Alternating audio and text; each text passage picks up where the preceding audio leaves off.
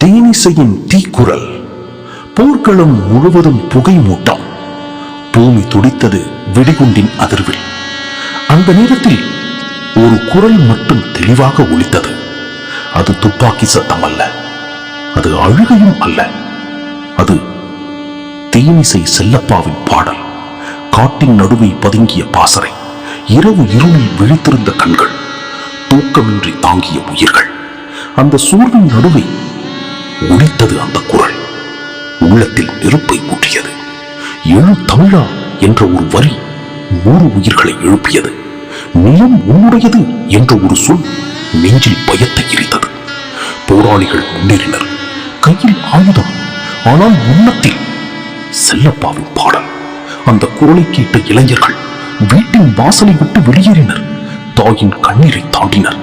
ஒரு கனவுக்காக, ஒரு இனத்துக்காக புலிகள் இயக்கத்தில் இணைந்தனர். அவர்களின் முனைவுக்கு காரணம் ஒரு கோஷம் அல்ல, ஒரு கட்டளை அல்ல, ஒரு பாடல், ஒரு குரல், ஒரு உணர்வு. குண்டுகள் விழும்போது கூட அந்த பாடல் நின்றதில்லை. மண்ணில் விழுந்தவர்களின் ரத்தம் அந்த குரலோடு கலந்தது. அந்த குரல் ஒரு இனத்தின் இதய துடிப்பானது. ஈழ தமிழர்களின் மனங்களில் அவர் ஒரு போராடகர் அல்ல, அவர் உணர்வுகளை உயர்த்திய குரல், உயிர்களை எழுப்பிய தீப்பொறி.